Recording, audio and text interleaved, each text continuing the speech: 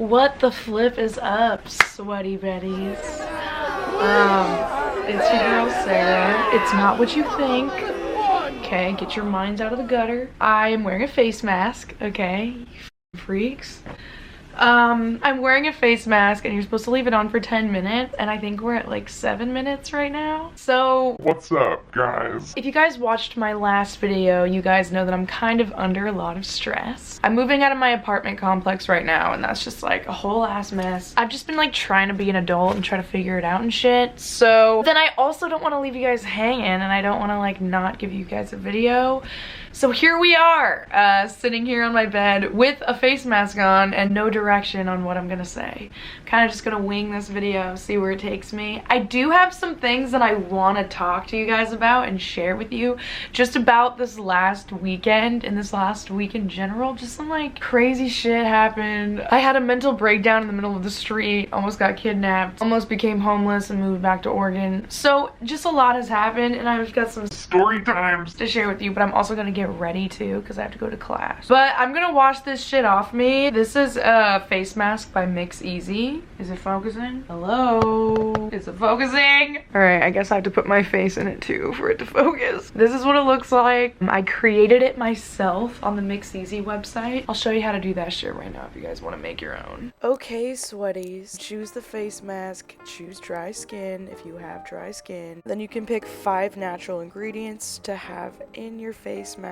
So then you're gonna pick the fragrance and then you're gonna do the formula name. Get creative. So yeah, this has been really helping with my dry skin and I just leave this on for 10 minutes, then I wash it off. I also noticed that it calms the redness. I have really red puffiness under my eyes. Really calms that shit down. Also really good with minimizing pores. So I'm gonna wash this off now. Be right back. I'm not wearing pants, so don't look. Don't look. Close your eyes. Are they closed?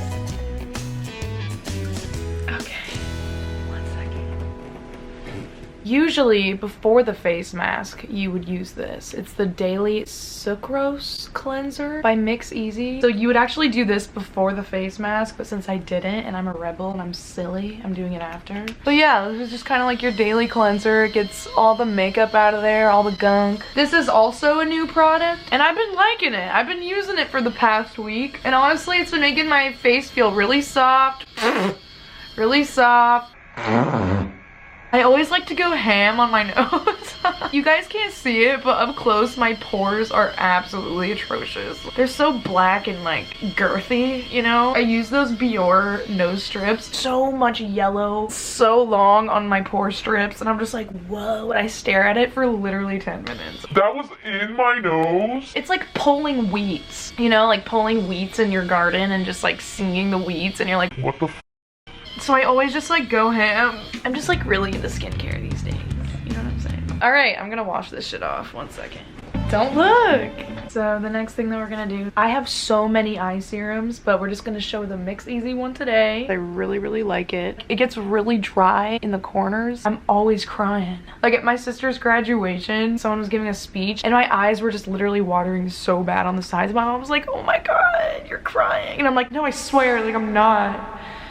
I'm also going to use the vitamin C serum that you put all over your face. I've been using this shit for a long time. It really helps the makeup kind of glide on. You always want to put a vitamin C serum on your face, okay, ladies? And then once that dries, I finish it off with face cream. I have a lot of different ways that I clean my face. I actually really genuinely like Mix Easy. Once you put the face cream on, you just feel fully hydrated, and I feel ready to put on my makeup, y'all. So yeah, if you guys want to get these, there's a discount code that you can use, link in description. Check it out if you want that. I don't know. So yeah, now I'm gonna do my makeup and just kind of rant about shit, talk about life.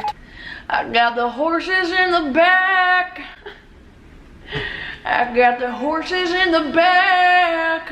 I'm gonna take my horse to the old town road. I'm gonna ride till I can't no more. I'm gonna take my horse. Take my horse. Okay, I'm gonna do more of a natural look today. I'm actually gonna do the makeup look that I did for the Met Gala video. It's like the natural look, but with, you know, like a little twang. First, what I'm gonna do is I'm gonna spray some of this rose water on.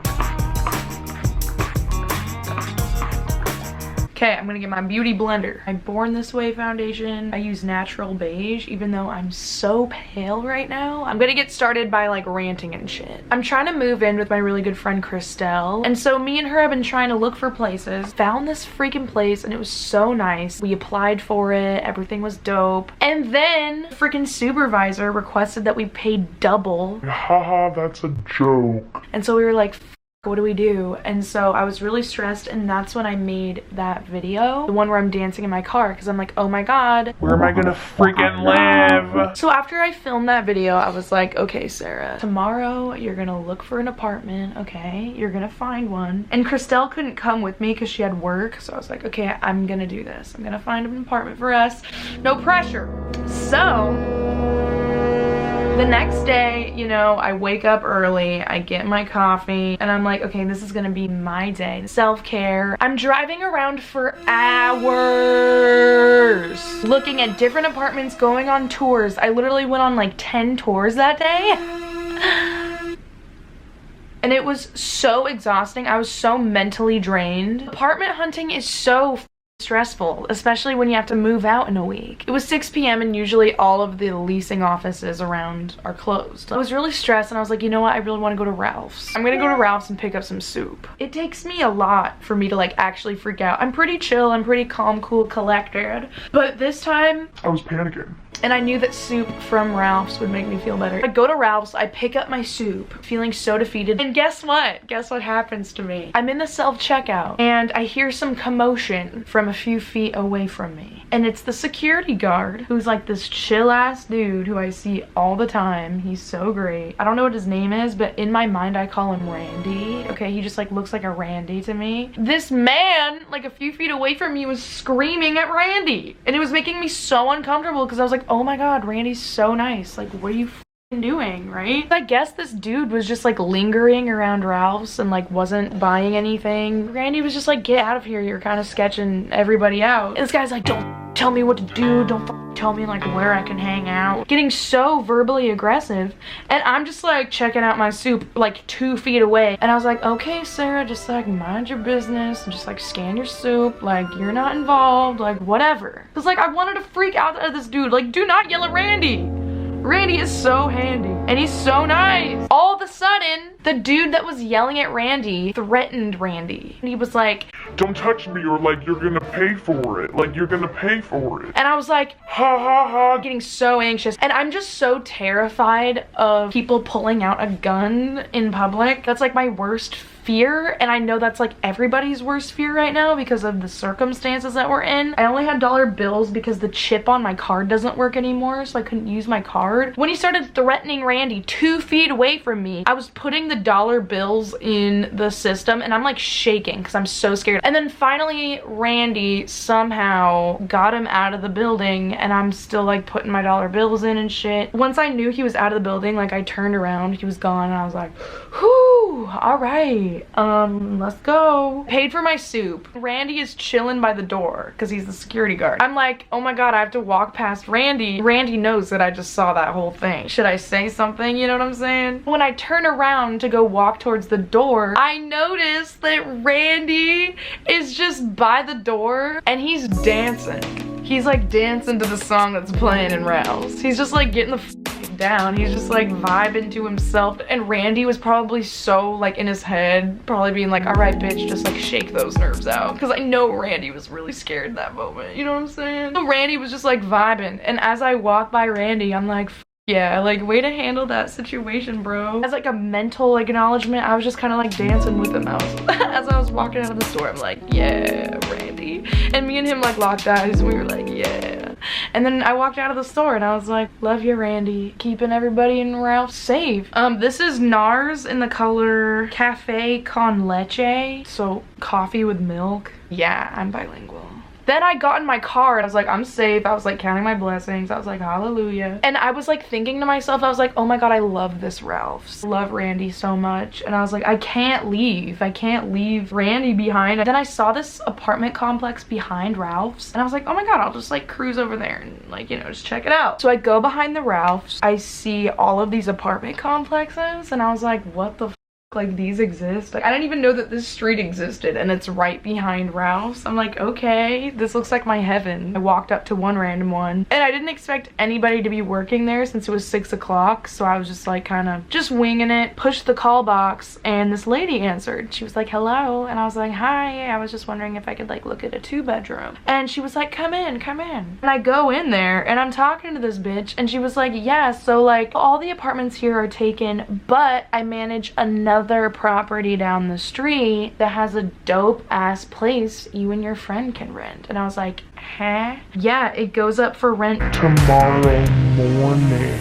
She's like, yeah, we're gonna have an open house. And I was like, oh my God, can me and Christelle have an appointment to look at it? She was like, yeah, honestly, I kind of want you guys to move in it because you seem really, really nice. How about an appointment tomorrow morning at 10 before everybody else comes to the open house? I was like, yeah, let's freaking do it. When we were done with the open house, it was literally perfect for us. Like, I love the place. It was so in our budget. We literally just filled out the paperwork that day to rent the apartment. We're like, it, we're taking it. As we were filling out all of the paperwork, the lady kept getting all of these calls, and all the calls were like, hey, we're calling about the 2-bedroom, can we look at it? And then the lady was like, sorry, we already rented it out. she got one of those calls like every 2 minutes by someone new asking about that room, and me and Christelle would like look at each other and we'd be like that's ours. Like, we really scored, you know what I'm saying? So me and Christelle were so pumped. This story is going somewhere, I promise. So I was leaving for Seattle the literal next day and I was so excited. I was like, okay, cool, I'm not homeless anymore. Like, Barb doesn't have to think that I'm literally gonna be living in the streets. My mom was freaking out about me finding a place, like putting so much pressure on me, and I get it. Like, it was scary. It was a scary time. So I was really, really, really excited about this place. So once I land in Seattle, I get a text from Christelle and she was like, hey bitch, the lady called me today and said that we officially got the apartment. Like, the people reviewed our applications and they approved us. And I was like, yes, okay. I was so excited because I could like literally ease Barb's mind. I could be like, Barb, no need to worry now. I was in such a good mood once I landed in Seattle. And then we go to Rachel's graduation the next day. That shit was just so emotional. I'm crying the entire time because I was so proud of Rachel. Like, she didn't graduate college, she graduated graduate school, which is like a whole nother level. And my sister was so emotional. There was just so much emotion that day. After her graduation, we all went to get some margaritas and some Mexican food. We're at this restaurant. I'm like 4 margaritas deep, so I'm like feeling myself. I'm really talkative, really happy for my sister. All my sister's friends were there, you know what I'm saying? It was just such good vibes, right?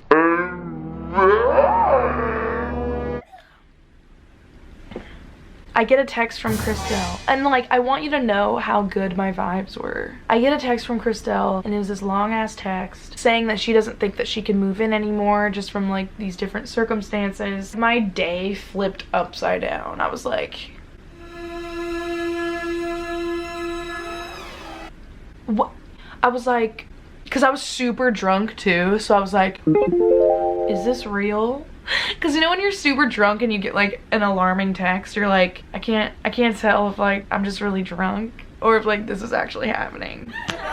So yeah, I got that text message and I was about to like break down and like freak out at that restaurant because I literally had to move out the next week. So I go to the bathroom and I'm like sobbing. I was like, what the am I gonna do? I almost had a panic attack. Then my sister came into the bathroom and I was like, I don't want to ruin her vibes. And I felt so bad because I was like, this is supposed to be about Rachel today. And Christelle obviously didn't know that I was like with my family, and I don't even think I told her that I was going to my sister's graduation. It just happened and it's fine. But like, the timing was so awkward. Everybody was just so happy for Rachel and I'm like having a freak out in the bathroom. No, my sister is an angel and she like talked me out of my anxiety attack in the bathroom and was just being so nice. And it was the end of dinner. It wasn't the beginning or even in the middle of dinner. My sister was like, you go back to the apartment with mom and dad and just figure out your life.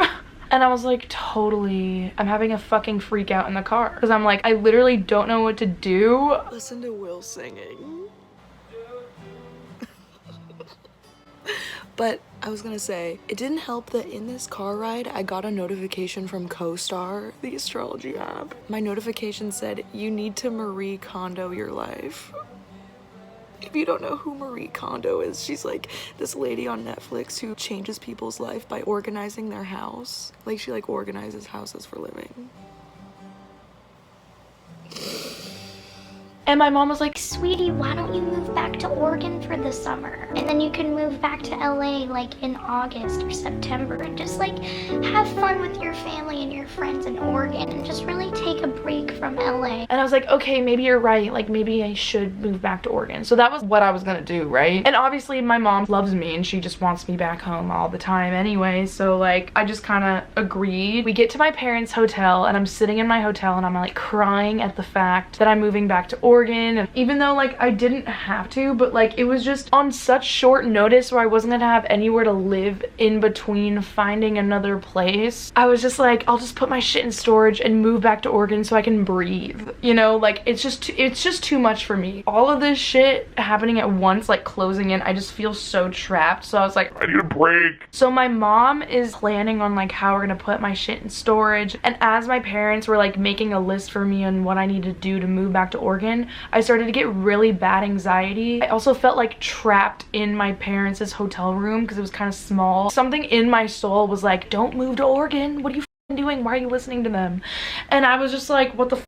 Like, I'm like, what? I'm like, why do I have anxiety? And so I was like, guys, I just need to go on a walk and I just need to be alone for a few hours. So I walk out of my parents' hotel and I don't know where the fuck I am. I'm somewhere in Seattle, but I just start walking. And at this point it's like 7:30, so like the sun was going down and shit. And I'm just walking. I don't know where the I'm going, but tears are streaming down my face. And I was like trying to like ask the universe, like, what the do you want me to do, God? So I'm just walking aimlessly and then I find I see a Barnes & Noble and I was like, ah. So I run across the street to Barnes & Noble. Tears are streaming down my face. I look crazy. My eyes are all red and puffy. I'm wearing a tie-dye sweatshirt with like sweatpants. My hood was on because I just didn't want anyone to look at me. But I'm wearing a bright ass colorful tie-dye sweatshirt so it screams look at me. I go into this Barnes & Noble. Eyes are so puffy. And I'm in the self-help section.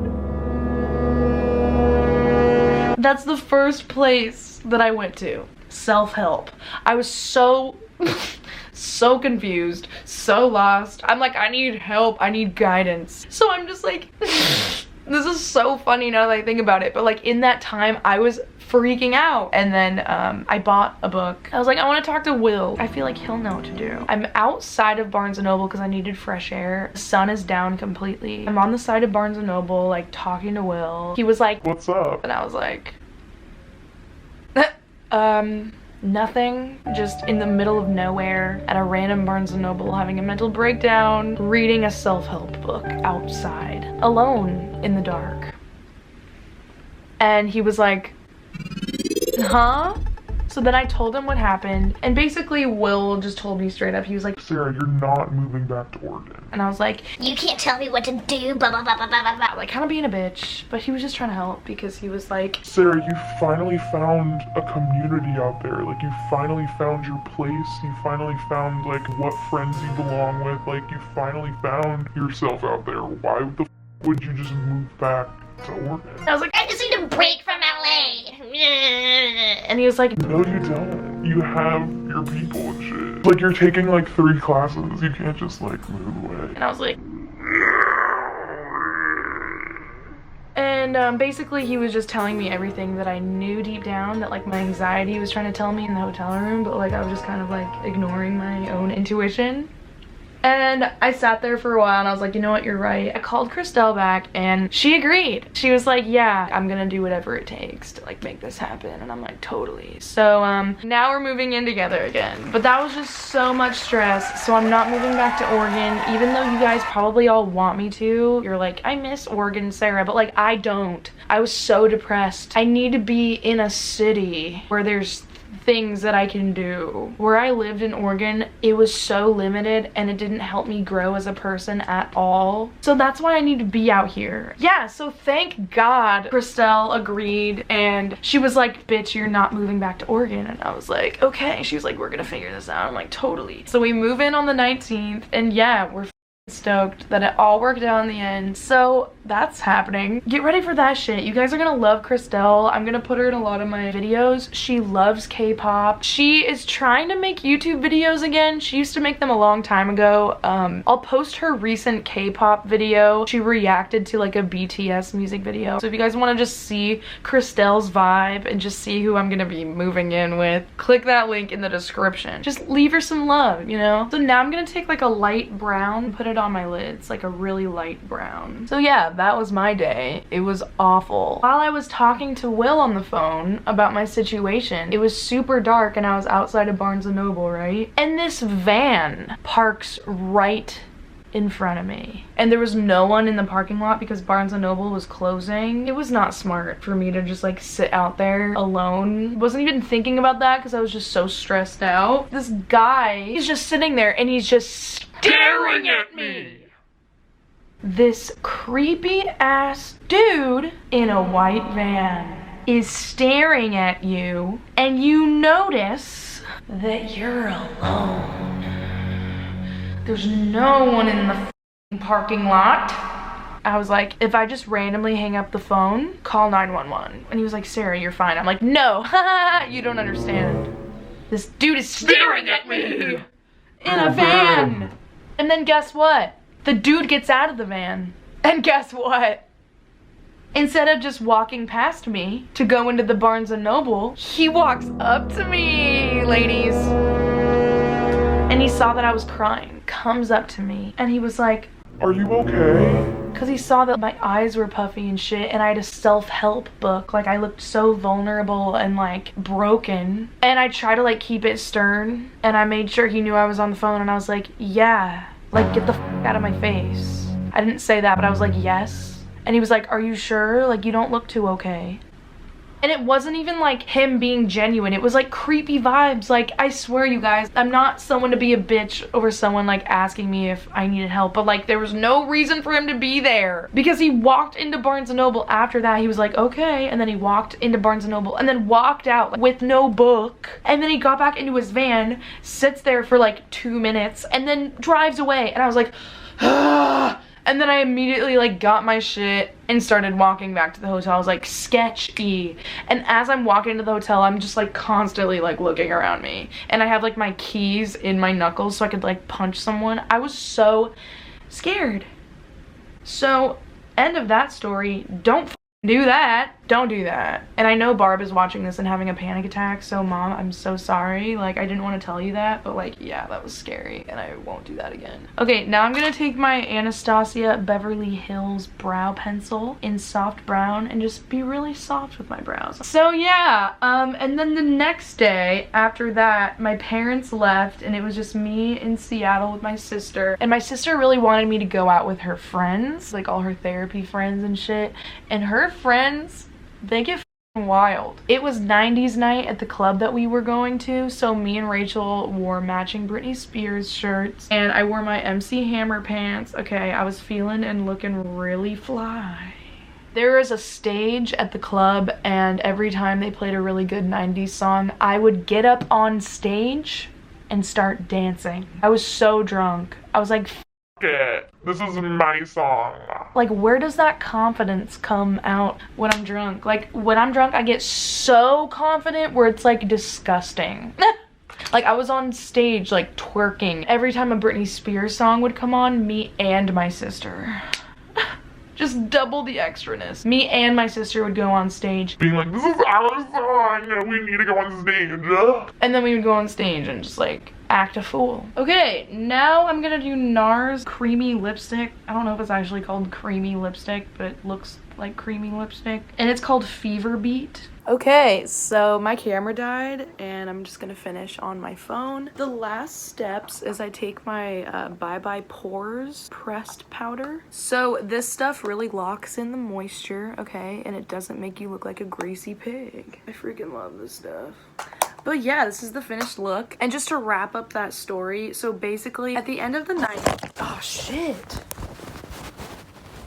sorry. So at the end of the night, I got really drunk. I blacked out, which isn't safe. You shouldn't black out, but I did. I'm a great role model. I guess Will sent me a photo of him and his best friend Brad, okay? Just like a selfie like he's with Brad. And I guess that really triggered me because I guess I started thinking about Brad and how talented Brad was. So I was like, oh my God, I need to talk to Brad. So I guess I go into the bathroom and there were 2 bathrooms working. Girls were throwing up and shit, so those toilets didn't work. So only 2 toilets worked, right? And the line was always hella long. And I finally get up to the front of the line and I go into the bathroom and I was like, I need to call Brad. So I called Will's best friend Brad. I finished peeing and then I pulled up my pants and I'm just sitting on the toilet with my pants on talking to Brad. And I'm just like passionately going on a tangent about how Brad needs to pursue his saxophone career. Just like this tangent about how he needs to pursue his dreams and how he needs to do music.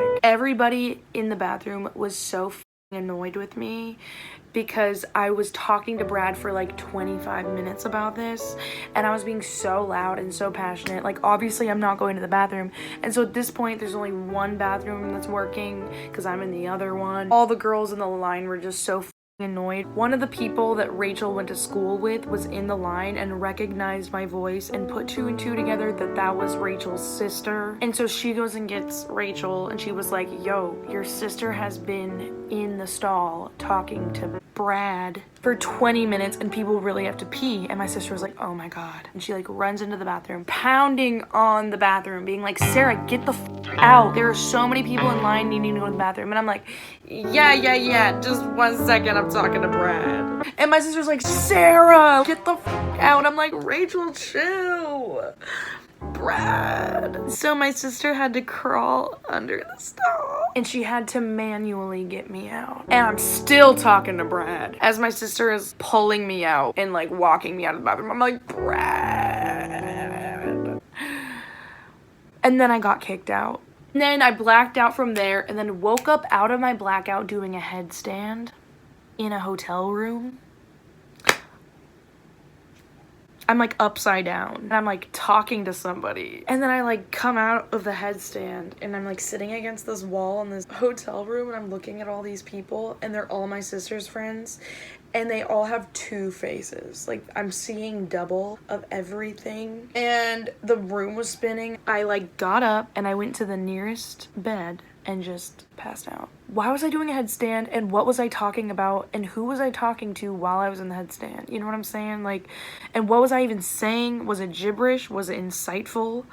No, but like I had a really great time with Rachel and her friends. They were all so nice to me. That's the end of this video. I hope you liked it. I know it was like really chill, but like I'm just in the process of moving and shit. So I just wanted to like pump this out for you guys and just so you guys can like get caught up on my life. So I love you guys so much. Thank you for supporting me. Love you, tubers.